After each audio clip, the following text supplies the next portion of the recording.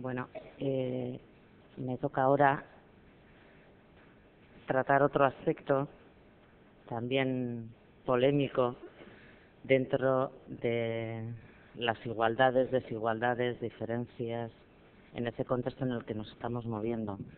Si Iñasi hablaba de personas, de la inclusión de personas con diferentes capacidades, diferentes actitudes, si Lidia ha hablado de dejar oír, de escuchar todas las diferentes voces de las mujeres, ahora me toca a mí el turno también de reivindicar el que tengan voz también todas las culturas. Y yo, como estoy convencida de que precisamente esa interculturalidad puede ser, es de hecho, como ponemos en el título, calidad, es un indicador de calidad, voy a intentar razonarlo.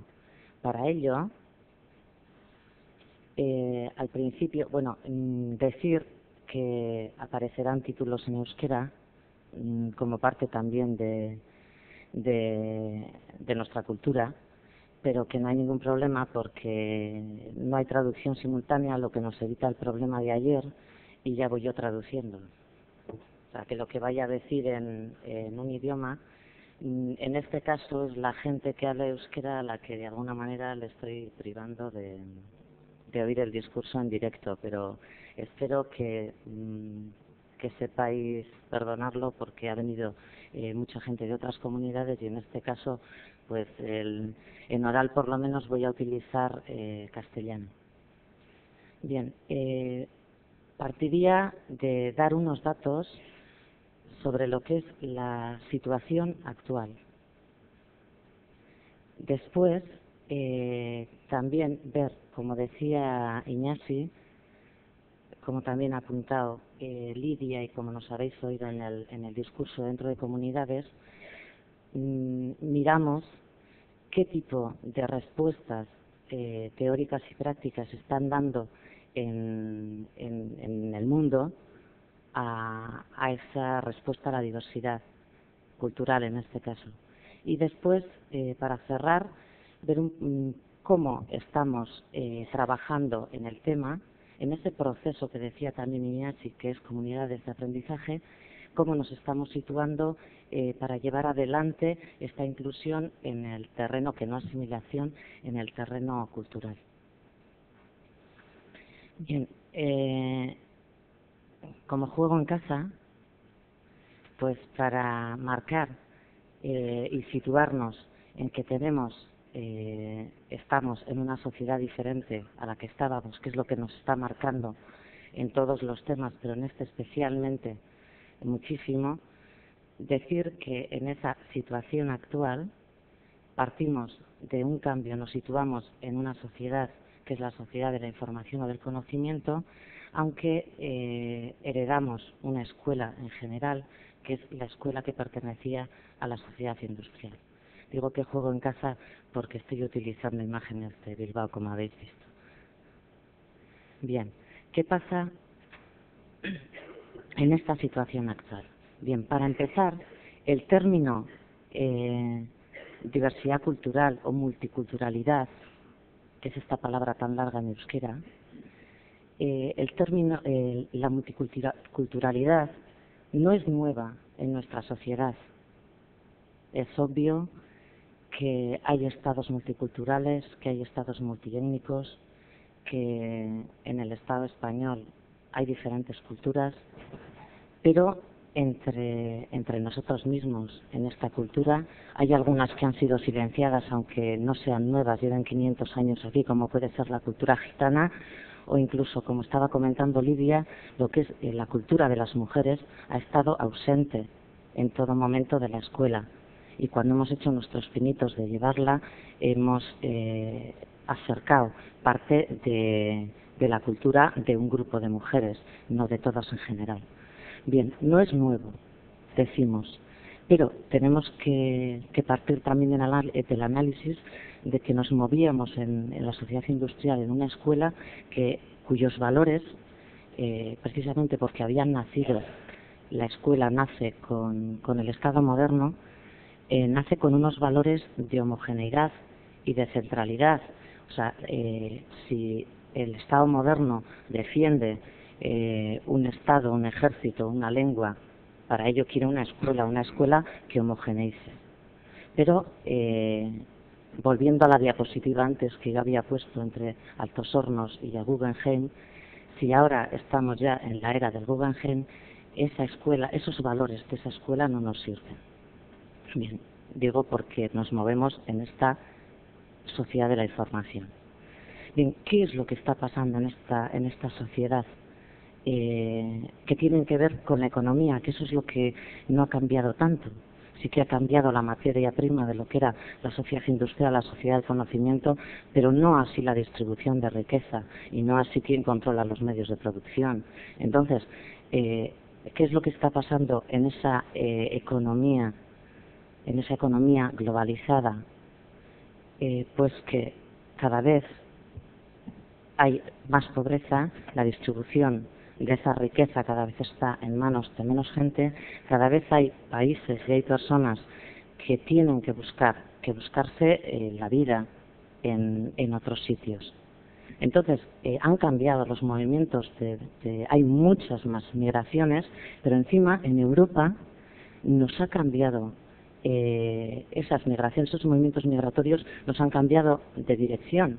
Porque si Europa había sido siempre un continente que exportaba, ahora somos un continente que importa esa inmigración, aunque solamente sea porque hay mucha gente que va escapando de esa pobreza o hay otra gente que va escapando de otras situaciones políticas duras.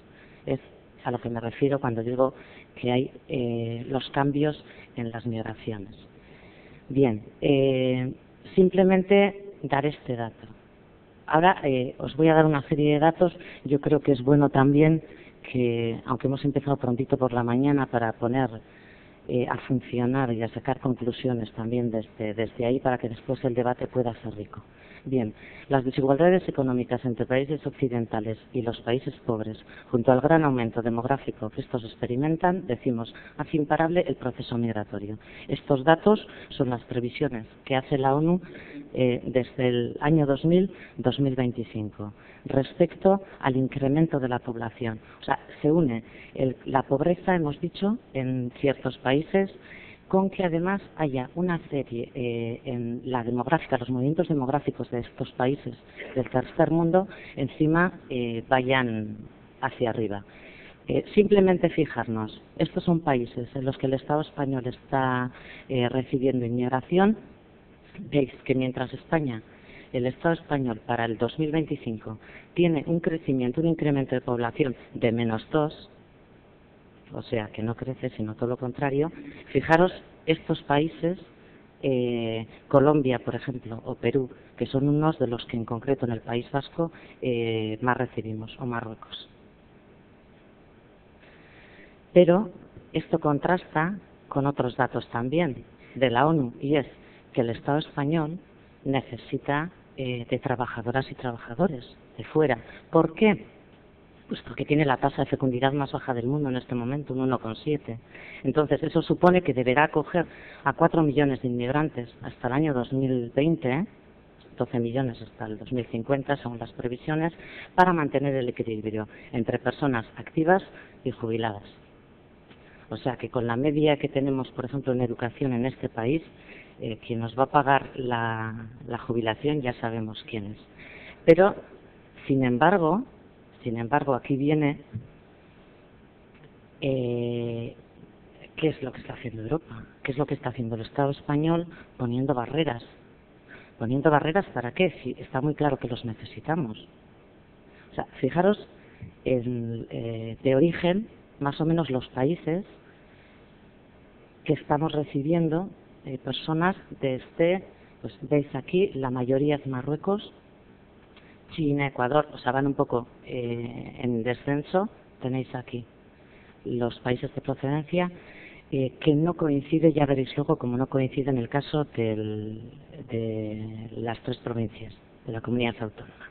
Nosotros ya veréis que recibimos más de los centros sudamericanos, Ecuador, Colombia, y el tercer país será Marruecos. Pero bueno, un poco para hacernos a la idea. Digo, por un lado, necesitamos, aunque solamente sea para mantener nuestro estado, nuestro nivel de vida, necesitamos de países extranjeros, pero de países extranjeros más bien, de ciudadanas y ciudadanos extranjeros, pero sin embargo estamos poniendo fronteras para que no entren.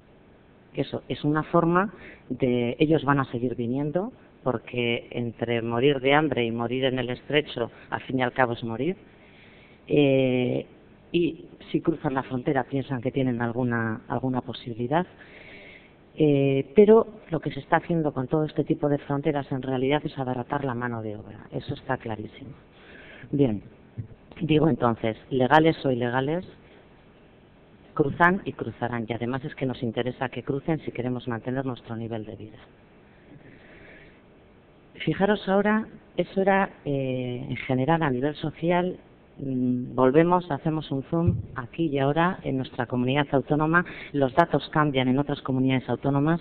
Nosotros en este momento tenemos todavía menos inmigración que en otras partes del Estado español. Es un dato importante porque todavía lo que es toda la inclusión de las diferentes culturas y demás, estamos a tiempo de hacerla bien. Bien, digo, esto sería un gráfico de la evolución de los alumnos y alumnas, hay quien dice hijos de inmigrantes. Vemos que está teniendo en nuestra comunidad autónoma.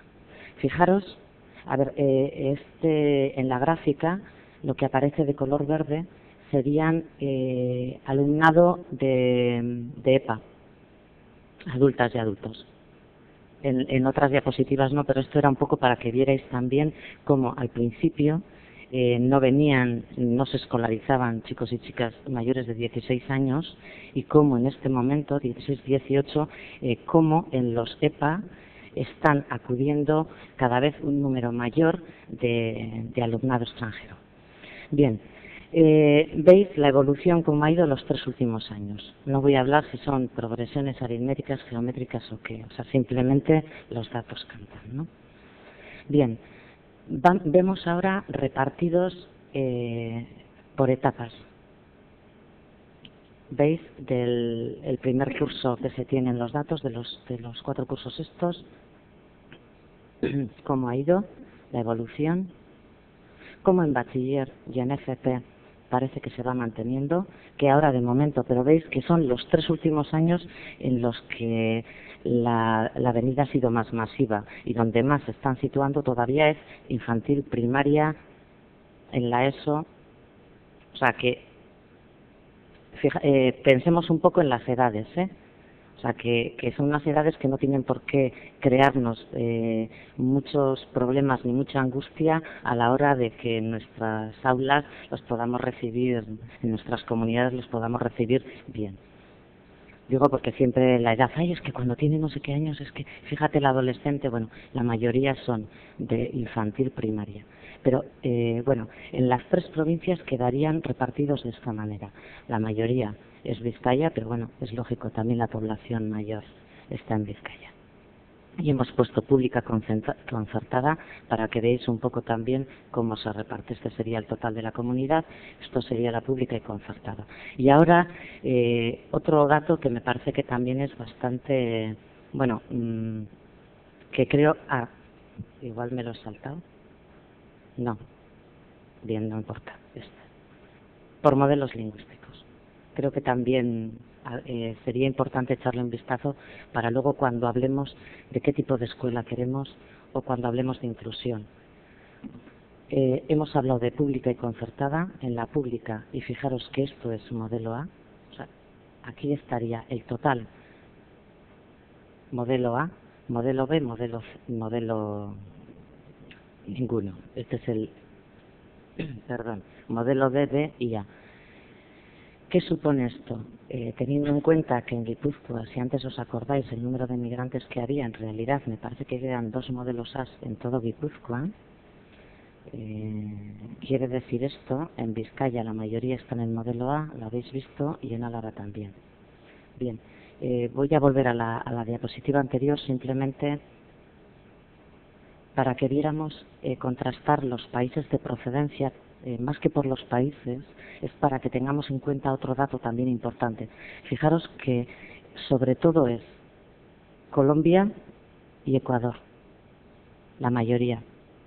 O sea, que cuando vienen, por lo menos una de las dos lenguas de nuestra comunidad, aunque con registros diferentes, lo que sea, pero bueno, cuando decimos, es que tienen que aprender dos lenguas, la mayoría de los que vienen tienen que aprender una, porque la otra la conocen. Luego también hay marroquíes, hay chinos, hay brasileños, bien. Pero quería que conocierais estos datos, que son datos actualizados a la semana pasada. Bueno, visto un poco el panorama, y como antes decía Iñasi, que se hacen comunidades y que lo aprendimos muy bien del Centro de Adultas y Adultos de la Verneda, decimos, bueno, ¿y qué podemos hacer? ¿Cómo nos lo montamos? ¿Qué hacemos para responder esta situación nueva? Bueno, pues lo que hacemos es ir a la bibliografía, ir a Internet, ver lo que hacen en otros países, ver un poco, y ahí nos encontramos con que hay diferentes formas de responder a la diversidad cultural. Hay una forma que es el enfoque etnocéntrico asimilacionista, en el que bueno, es en el que mejor nos sabemos mover porque es el que hemos aprendido. Antes decía, por la escuela que hemos heredado, por el tipo de ese Estado moderno en el que todo era uno y uniforme, entonces también era una cultura la válida y el resto pues eran de segunda categoría, de tercera o de cuarta regional. Bien, en este enfoque etnocéntrico asimilacionista, entonces hay una cultura, que es la cultura mayoritaria la que recibe, y de lo que se trata es de que la persona que viene de fuera, o sea, nosotros ponemos los medios para engullirla, para asimilarla. Y la otra persona que viene de fuera tiene dos alternativas. O decir, yo no quiero que nadie me asimile, me reafirmo en mi cultura, me reafirmo en mis principios, rechazo la otra y encima, con el peligro que yo tengo de perder mi identidad, hasta me vuelvo integrista. Otra de las posturas, que sería el enfoque multicultural o pluricultural, sería, bien, yo con cultura mayoritaria reconozco que existen otras culturas, me parece muy bien, ya os dejaré espacio y tiempo cuando queráis, hacéis clases de vuestro idioma, hacéis no sé qué, o de vez en cuando celebramos cada uno que haga el plato del día, que no tiene nada que ver a lo que el taller de ayer se comentaba, puesto que tiene otro. O sea, puede haber diferentes modalidades, o bien cada cultura se puede desarrollar, está muy bien eso y además queda exótico, pero cada cultura sin mezclarse, ¿no? O sea, cada una lo suyo, que se desarrolle hasta donde pueda o hasta donde quiera o hasta donde le dejemos, pero sigue habiendo una cultura que es la cultura que recibe, que es la dominante. Hay más variaciones de esta. Por otro lado estaría el enfoque intercultural. El enfoque intercultural, que es el que defendemos desde comunidades de aprendizaje, que sería un enfoque en el que hay reconocimiento de todas las culturas, pero desde un diálogo igualitario, reconociendo el valor de todas las culturas y reconociendo que hay la identidad de cada una, pero que hay muchas cosas, poniendo el acento en todas las cosas que nos unen, todos los aspectos que nos unen, respetando las diferencias, pero intercambiando de tal manera que al final te enriqueces. Dentro de los enfoques interculturales también hay variedades. Nosotros desde comunidades apuntamos, como luego diremos, un aspecto importante y es incluimos lo que antes y lo que desde un principio estamos diciendo y el nombre de la mesa también, ¿no? del panel, y es, pero cuidado, las personas, las culturas son todas iguales, la situación puede ser iguales, pero las personas estamos muchas veces, precisamente por todo lo que hemos estado hablando, de la procedencia, del tener que dejar tu sitio, del no poder elegir, de las condiciones económicas en las que vives, hay situaciones de desigualdad. Entonces ahí vamos a estar también reivindicando la igualdad de la diferencia, pero desde ese sentido también, desde la igualdad de las oportunidades. Bien, investigando nos encontramos, y además luego en la realidad cercana también lo estamos viendo, 4 tipos de intervenciones o de formas de actuar, mejor dicho, ante los retos, que es lo que más miedo nos da y lo que decimos cuando, ay, es que cuando vienen gente de otras culturas, vienen y al final se forman guetos, ¿qué es lo que está pasando? Y estáis viendo en el modelo A, lo habéis visto. Y no he sacado la diapositiva de dónde se concentran en Vizcaya los centros, precisamente los inmigrantes, los hijos, hijas de inmigrantes, donde se concentran. Hay ese peligro. Vamos a ver desde 4 puntos de vista, o sea, 4 formas de actuar, que al final, debajo de ello, hay 4 puntos de vista que tienen que ver con esas respuestas teóricas que estaba apuntando anteriormente. Bien, la medida que se toma cuando no se conocen otras es la redistribución forzada. O sea, el efecto respecto a la visión de la multiculturalidad es que es una dificultad el aprendizaje y la convivencia. Entonces decimos, sí, no es problema, no nos está muy bien lo de que vengan de fuera, pero vamos a repartirlos. La segunda, que sería un primer cambio positivo, sería variar el énfasis y el punto de mira hacia los centros que ejercen una discriminación racista, directa o indirecta en la matriculación. O sea, sabemos que hay directores que cuando van a matricularse cierta gente, pues dicen, no, si aquí no tenemos sitio, mejor que vayáis al otro. Sabemos que se están haciendo comisiones de matriculación precisamente para evitar eso. O sea, sería un primer cambio positivo. Pero continúa la visión negativa, aunque la culpabilidad ya se desplace en parte a los centros y demás, pero bueno, aquí el control no es tampoco muy fácil. Otro cambio todavía más positivo sería dejar de intentar lo de la matriculación y graduar la financiación del centro según su grado de desviación respecto a la multiculturalidad de su zona. O sea, ver un poco en este centro, resulta que en la zona hay gente de Colombia, chinos, tal. A ver, ¿qué pasa en este centro? Pues que no hay nada de eso. Aquí está pasando algo. Bueno, cuanto más culturalidad haya en un centro, más subvención. Eso podría ser una medida para poder, dice, esa tercera actuación cambia una actitud de los centros de tratar de evitar la multiculturalidad, por lo menos a buscarla, aunque no sea todavía una valoración positiva de la misma. La cuarta sería lo que se llaman centros imán, pero no es imán por la cultura musulmana, imán de atracción, sería a través de la mejora del aprendizaje instrumental y la convivencia se ejerce un efecto imán, un efecto de atracción sobre alumnado diferente al que ya existe y en particular de diferentes medios sociales. Esto es lo que está pasando en ciertos centros en los que el cambio se consigue desarrollando las reflexiones y actuaciones que en otros países. O sea, es lo que os decía, que hemos ido buscando, y entonces es una forma de ver el cambio. Bien, la culturalidad, lo que se está viendo es que esta multiculturalidad libremente atraída genera mejor aprendizaje y convivencia que donde no la hay. Eso, hay centros, habéis oído hablar de escuelas aceleradoras, de éxito para todos, escuelas en las que hay como 6.000 como mínimo en Estados Unidos. Ya sé que no es popular decir hoy lo de Estados Unidos, pero como son los que más dinero tienen, son los que más se pueden dedicar también a investigar. Igual que aceptamos la vacuna cuando la han investigado, tenemos que aceptar en educación que también saben lo que están haciendo, por lo menos algunos. Pues eso, la multiculturalidad, cuando está libremente atraída, genera mejor aprendizaje y convivencia que donde no la hay.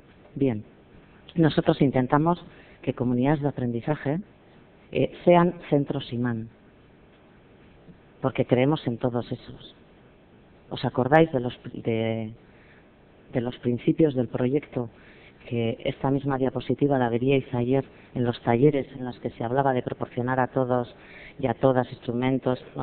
No las voy a leer porque, como no hay tiempo para el repaso, luego en casa. Los principios del proyecto, porque los volveremos a repetir luego. ¿Recordáis? Ayer María Luisa, cuando se le hacía preguntas, decía, luego en los talleres, yo hago al revés.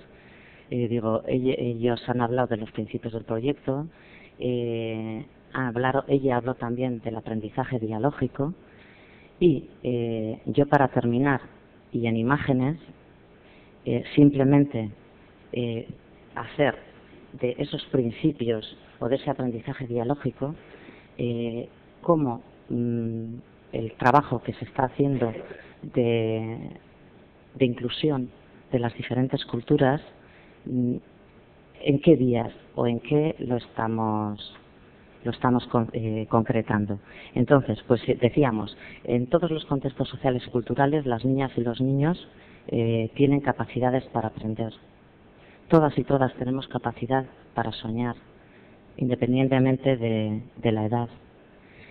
Que el aprendizaje, si nos creemos que el aprendizaje que queremos para nuestras hijas e hijos esté al alcance de todos los niños y niñas, estamos hablando de todos los niños y niñas de culturas diferentes.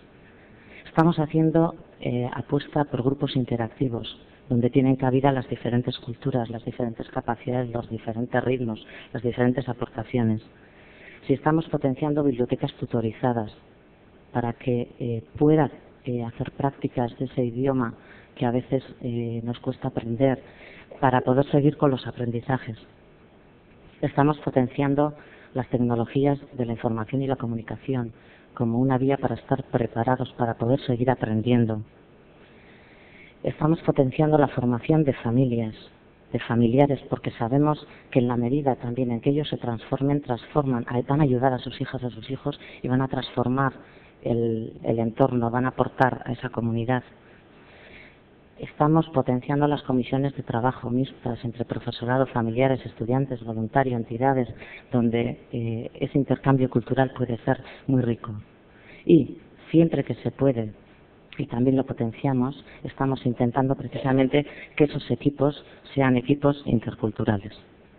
O sea, creo que la apuesta que hacemos por la interculturalidad, esa interculturalidad en la que se potencia la igualdad de las diferencias, en la que creemos en el derecho a ser diferente, a preservar la identidad, pero en la que vamos a trabajar por la superación de las desigualdades.